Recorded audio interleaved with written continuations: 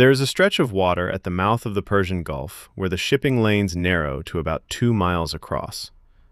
A fifth of the world's oil goes through that gap every day. And there is almost nowhere else for it to go. That last part is the whole thing. Plenty of places move a lot of oil. What makes a choke point dangerous is not the volume going through it, it is the absence of an alternative. A route that carries a fifth of the world's supply and has 3 spare routes beside it is an inconvenience. A route that carries a fifth and has almost nothing beside it is a different object entirely. This is market signals, the gauges professionals actually watch, explained so you can watch them too. Today, the Strait of Hormuz, and what would actually happen if it closed. Start with the shape of the place. The Gulf is close to a dead end. The oil fields of Saudi Arabia, Iraq, Kuwait, Iran, Qatar, and the Emirates all load onto ships inside it.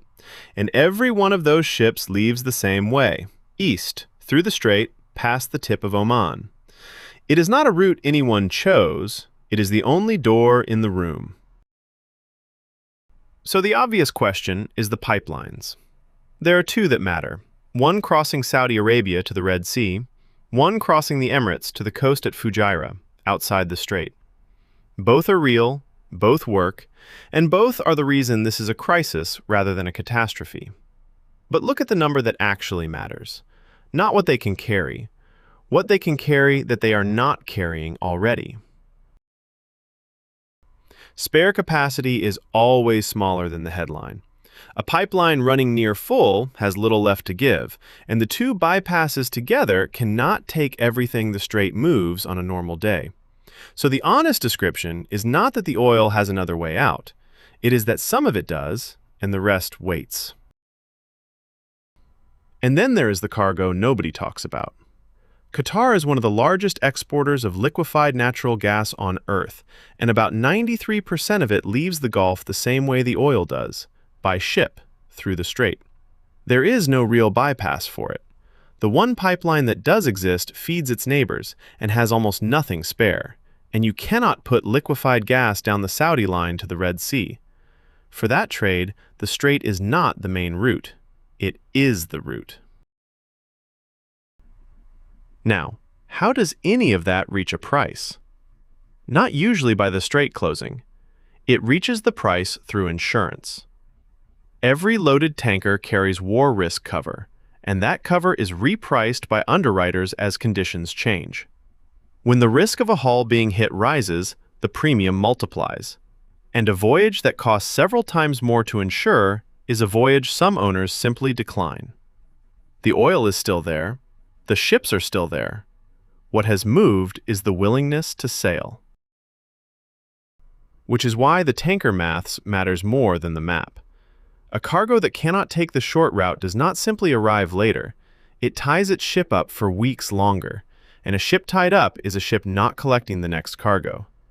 Fewer effective vessels chasing the same trade lifts freight rates for everybody, including cargoes nowhere near the Gulf.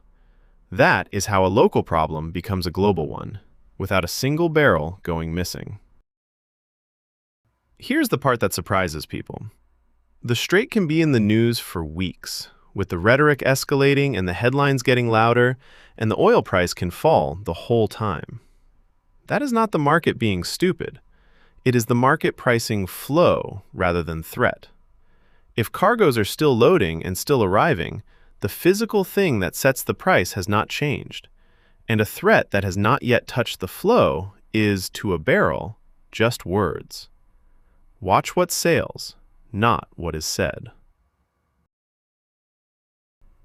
So what would a real closure take? More than a threat and more than one struck ship.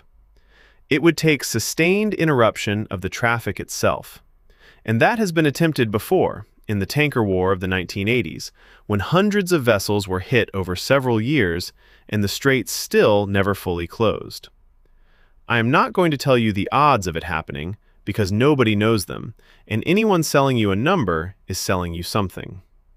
What I can tell you is what to read.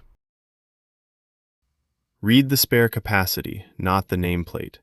Read the insurance, because that is where fear becomes cost. Read the freight rates, because that is where a local problem goes global. And read what is actually loading, because that is the only number that has to be true.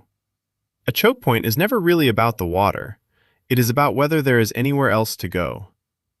This has been Market Signals. Education, not advice, and I will see you next time.